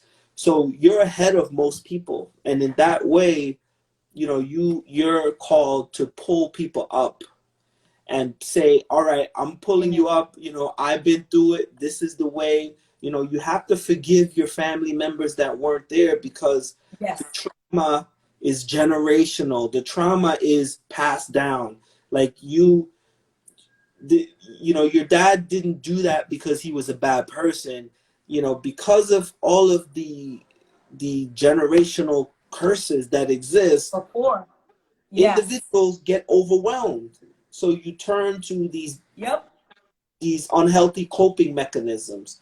And I'm saying that if we never fix society, those unhealthy coping mechanisms are going to infiltrate our families and continue to be an issue. Like the fact that you were able to bounce back from that marriage, like most people don't bounce back. They get, I'll never love again. And they're stuck there. They raise their kids Oh, that I way. started there though. You know what I'm saying? So all of these things are like, Yeah. this is a big bag that we're carrying here. And at some point we need the system to say, all right, I'm carrying all of this. You know, we need this for single moms. We need this for, since I need to work 3 jobs, we need you to provide this. You know, since the educational Right. system isn't teaching the whole picture, we need this. We need these things. Otherwise, you're just going to have generation after generation repeating things, and that generational trauma is going to continue, and, you know, nothing's going to get better. You So, know what? I think it's kind of half and half. I think it's part community responsibility and it's part personal responsibility. And you're right. We have to begin to take ownership of what we want our community to look like. And I think for me, what that looks like for me is I made the decision probably about 6 or 7 years ago not to align myself with any political party. And that was a conscious decision because I feel like, you know, there are areas of gray areas in both parties. So I consider myself an independent, and I like that label independent because I feel like it gives me the flexibility and the freedom to think differently. To think differently. I'm gonna be who I am, but to think differently in a way that this side doesn't have it completely right and that side doesn't have it completely right. But I think there's right in both areas. And I think it is a personal responsibility and not waiting for someone to give it to us, right? And so I think we can, you know, not all of us are going to be a Martin Luther King. Not all of us are going to be a Rosa Parks. Not all of us are going to be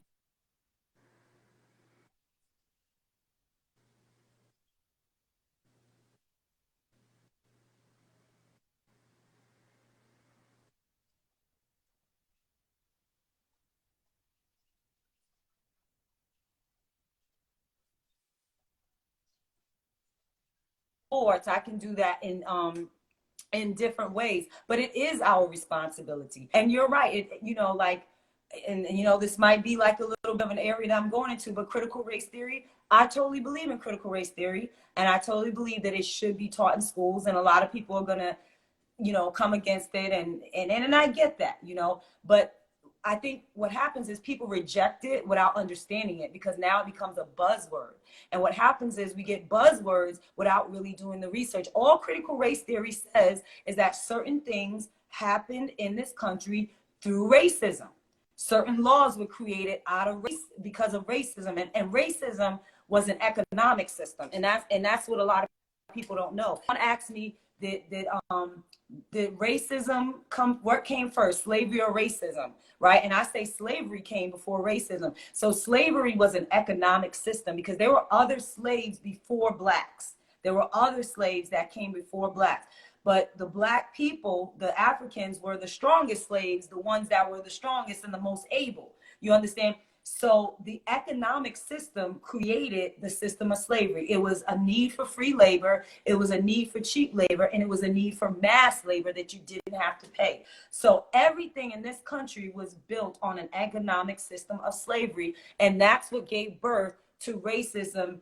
Because what the interest served is we got to keep these people morally demoralized, morally low, not believing that they're human, or we're going to teach them that they're half human, because this is what works for our economic system in this country. This is what's helping to make the millions of dollars and to build the country and to build the nation. And so, you know, critical race theory just teaches that this is what happened. I saw a meme on Facebook and it was so true. You have veterans coming home from the war, and there were lots of programs for veterans when they were coming home from war. A lot of the Caucasian veterans got the benefits and a lot of blacks didn't. So what did that do for us economically? That set us back, not being able to have loans, not being able to have money to buy homes. And that's really all critical race theory says, is that there was two sets of standards going on in this system in the United States that pushed others up while holding other people back. Okay, and that prevented a lot of economic empowerment and upward mobility for a lot of families. Let's talk about Black Wall Street. Okay, let's talk about where there was this place where blacks were thriving and they were not trying to integrate in the white community. And then the whites in that community decided that they didn't like it and went and burned it down. Think about the millions and millions of dollars of generational wealth that was destroyed on that one day for millions of families, for millions of blacks. Okay. And then at the same time, this is not a situation where blacks should be blaming everything on white people either, you know, because there's some decisions that we make that are detrimental to us. But we have, you know, undergone economic, political, social subordination in this country. In fact, my dissertation in college from John Jay College was about that. That's what I wrote about because I was talking about criminology and how we got to the system of justice where we are today. So I wrote my dissertation on that, that you know, the political, economic, and social subordination that blacks have endured in this country. So it's part personal responsibility, it's part community immobilization, and it is part holding our leaders responsible that if we vote for these people, we have a right to go to them and say, hey, this is our agenda and this is what we want. This is what we want accomplished. So I think it's kind of like three parts. And it's the leader who's going to do that and forge with it. That's the leader that I'm with. And then we're taught to a certain extent that we shouldn't stand up for our rights, that we just need to be nice, docile, you know, black people. Be a good black person. You know, don't speak up too much. Don't talk up too much. Don't be too loud. Don't be the angry black person or the angry black woman or whatever you want to call it. You know, but I'm learning not those stereotypes define me. And so whatever you can be in your community to advance your community, that's what you should be. And all of us can do it in a different way. If you're an accountant, teach financial literacy to your people. If you're a teacher, you know, for me, you know, physical education, I teach health to my people because when we were in slavery, we weren't allowed to be healthy and to eat healthy. So a lot of it is re-education. That's why a lot of our family members have heart disease and diabetes because we have a history of not getting the best food and not being able to eat the best food and not even having access to the best food. So now teaching them that taking care of yourself is not bougie. You're not bougie because you work out. You're not bougie because you take care of yourself. You're not bougie because you want to drink Voss water. And that's not promotion for Voss water, but I happen to like it. It's very good. So you're not bougie for wanting to put the best things into your body. We need to be reconditioned. You know what I mean? We need to be reconditioned. So a lot of that is reconditioning as well. You know, so as I'm reconditioning myself and my own personal myths and misconceptions, as I become aware of them, I try my best to recondition my daughter, you know, because everything we're not always aware of. But as we become aware, we disseminate the information to help others become aware. I have to say this, Pandora. I think the church needs to step up big time. And I think, I agree. I think that, you know, the church at one point was a major resource. And at one point they got quiet and they've become a stumbling block because they're keeping the people docile and uninformed and not mobilizing. I And agree. giving the wrong messages and totally like derailing and holding us back. The church at one point was very active in community organizing and these kinds of things. And I think as much as I want, like you said, as much as I want political leaders to act, as much as I want political change, I just want us to treat each other in a certain way. I want us to work together in a certain way. And our church can help set that expectation. And one of the things that I love the most about being a Christian is that when you're a secularist, you can just kind of say, who cares? You know, but when you believe in God, you feel a certain level of accountability. You feel like called to be better, called to care, called that this is my community, you know. And if your church is passive and not doing, you shouldn't be in that church. That's unacceptable for me. And I agree. I have a big issue with, you know, those churches that's, you know, Don't get me started.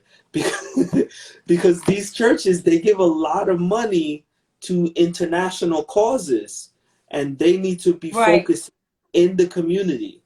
Before you I send agree money with that. to X, Y, and Z, you need to make sure that, that abandoned building gets bought up, and take these people that's renting and put them in there.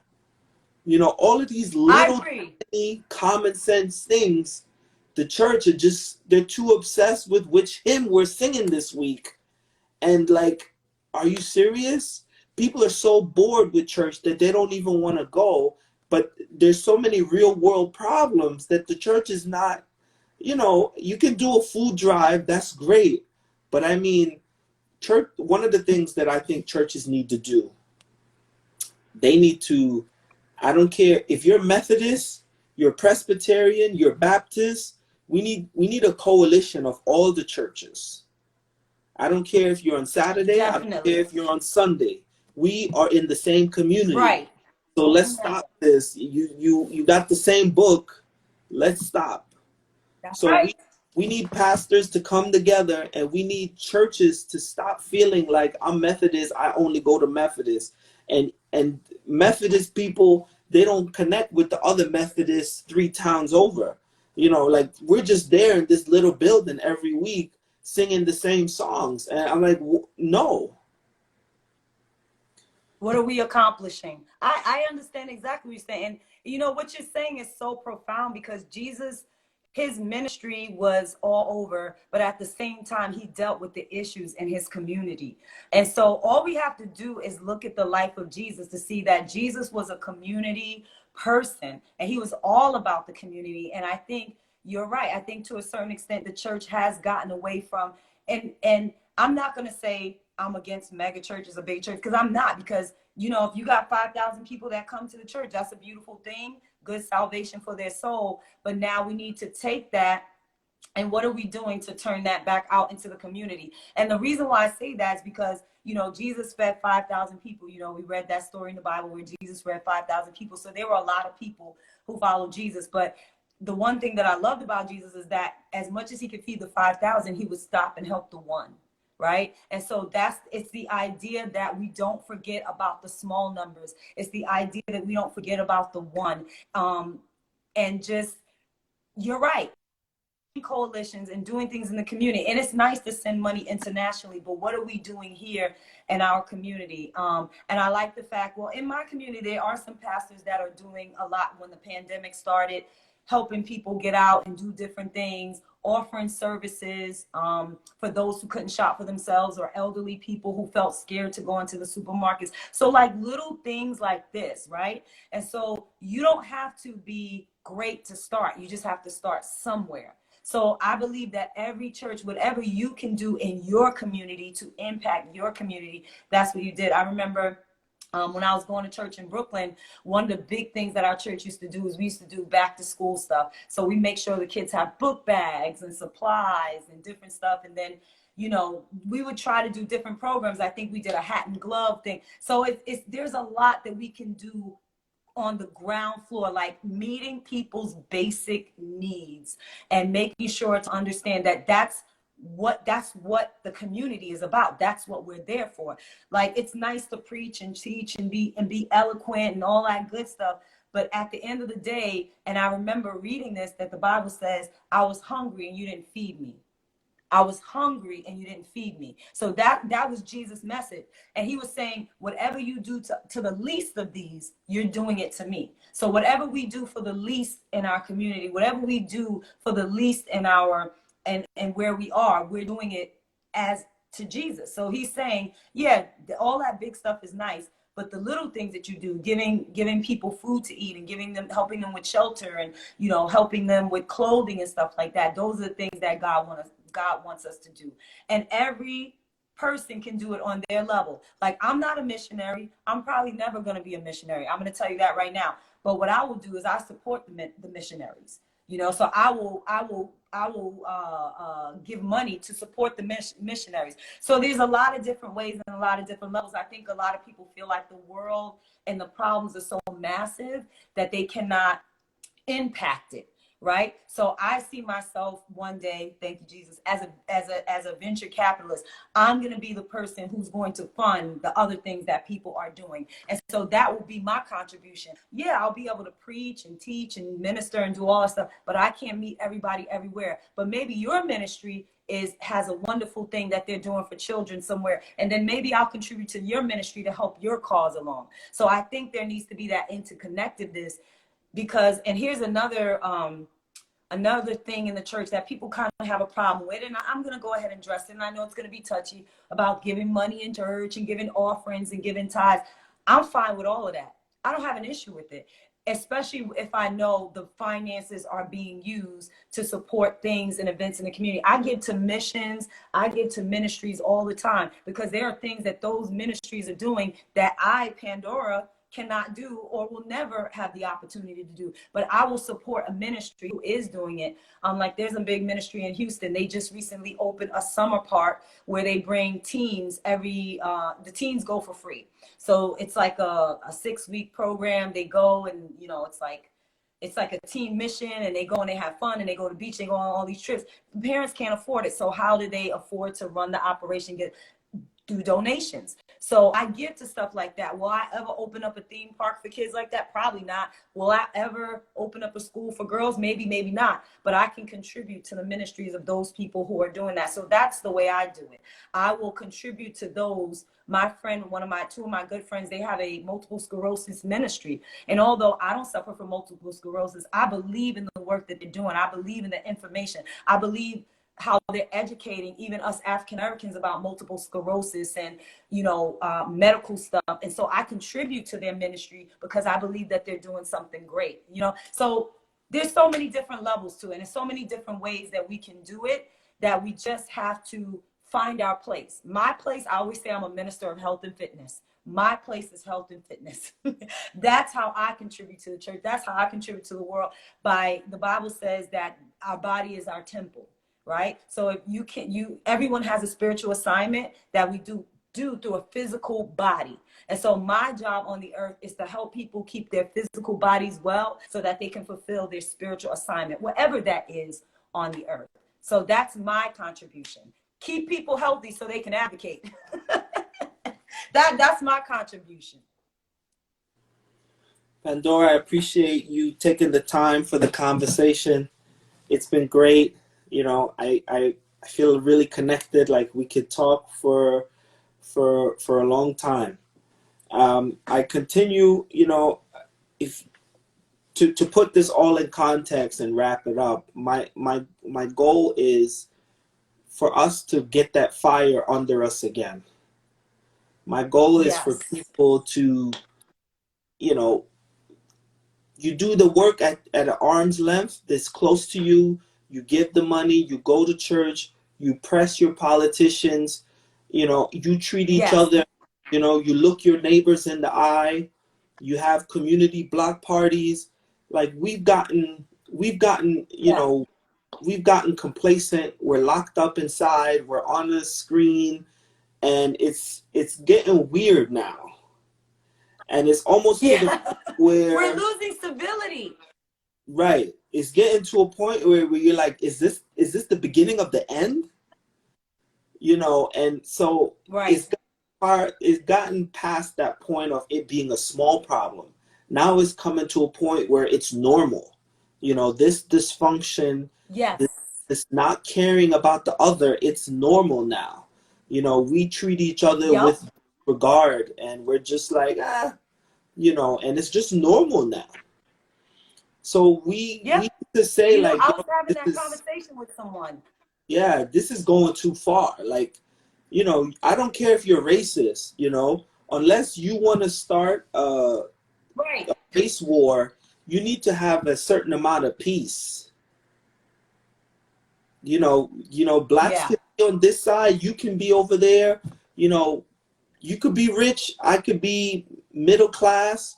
But we have to kind of bridge these gaps. We have to kind of like make sure that we can continue on. Like we're a society, we're a civilization. Like we can't keep going like this. We're heading like to a major problem, you know. everyone hated Donald Trump, but he was the president. So we need to be Right, that's serious. right. We have to be serious. We have to really call this out. We have to, like, all right, you can't just pray about it anymore. You have to have action. Faith without works is dead. The Bible say that. You on point. The Bible says faith without works is dead. So it's good to have faith, but you got to have some work to back up your faith. So you talking, that's right. That is right. That is right. And if you I say we've lost a lot of civility. A right. lot of civility. People just don't treat each other. I don't care what your beliefs is. I don't care if you're a Republican or a Democrat. You're my neighbor. And we need, regardless of our religious beliefs, regardless of our moral belief, regardless of our political views, we need to treat each other with civility. And that's what I found over the last 6 or 7 years that has gone out the window. People just treating each other nice and being nice to each other. Like, you can, I don't have a problem with the Trump flag. Hey, that's what, or whatever, Biden, I don't have a problem with it. But you and we live next door to each other. I don't live next door to Biden. You don't live, we live next door to each other. So when I see you and you're my neighbor, I should be able to say, hey, neighbor, how you doing? How's everything going? Put all that political stuff to the side and care about you as a human being who has blood running through their veins the same way I have blood running through my veins. And the only difference between us really is the degree of pigmentation we have in our skin, if you really want to break it down in terms of just a human person and treating each other with love, kindness, generosity, civility, and respect. That's it. Even when you disagree with someone, you can disagree with someone and do so respectfully and say, you know what, I just disagree with you. I don't hate you because you feel that way, and let's not hate me. We just think differently, and that's okay. Permission to think differently. That's it. That's it. That's it. So we have a lot of work to do. I'm using my podcast as a beacon, for like-minded people to kind of remind us that we still got each other and remind us that we can always do more, and remind us that sometimes we need to reach out, not because we need something, but reach out because we're all the same. Yeah, hey, let's connect, Yes, absolutely. I 100% agree. And this is an amazing podcast, by the way. I just even like the title. And these are the things and the conversations that we need to be having. And as you can, and as I've seen, even in the comments, it's like everything is intermingled and everything is interconnected. And that's a beautiful thing. So I love this. And I feel so honored that you asked me to do this today. It's amazing. Well, thank you for sharing, and thank you for the vulnerability, and let's continue to connect. I'm going to keep doing what I'm doing, and hopefully I want us to be able to look back 20 years from now and say, remember how we started? Remember those tech issues on the first time? So this is not just one time. I'm not just doing this for the sake of the conversation. I'm saying me and you. It starts with me and you here. What are me and you gonna do? And yes. Maybe this summer is already over, but next summer, let's do this. Let's meet up. Let's see if we can get a group. Let's see. We have to really organize. Yes. To be intentional. And we can't just live. We have to live for our immediate family. But our immediate family, they're gonna do what they see us do. So they see us like, all right, I saw when mommy was doing that. I saw when my dad did that. And just really be about something, because I'm telling you, I'm worried. Teenage pregnancy is still a thing. When I was a kid, it is. And you don't hear about it that much. It was a thing 20 years ago. It's so normal now. And it's still a thing. Yeah. People in the hood, it's still happening. So I don't want to get old and to still have teenage pregnancy be a thing. I want us to address issues and care and address them. So thank you so much. Thank you. Yeah. Thank you so much. This has been an amazing experience. I know that God is going to bless you in your endeavor, and this thing is going to blow up. I see it. It's amazing. Thank Thank you. you. It's all about the actions. Maybe if you want, I usually pick a picture on my own. Oh, she left.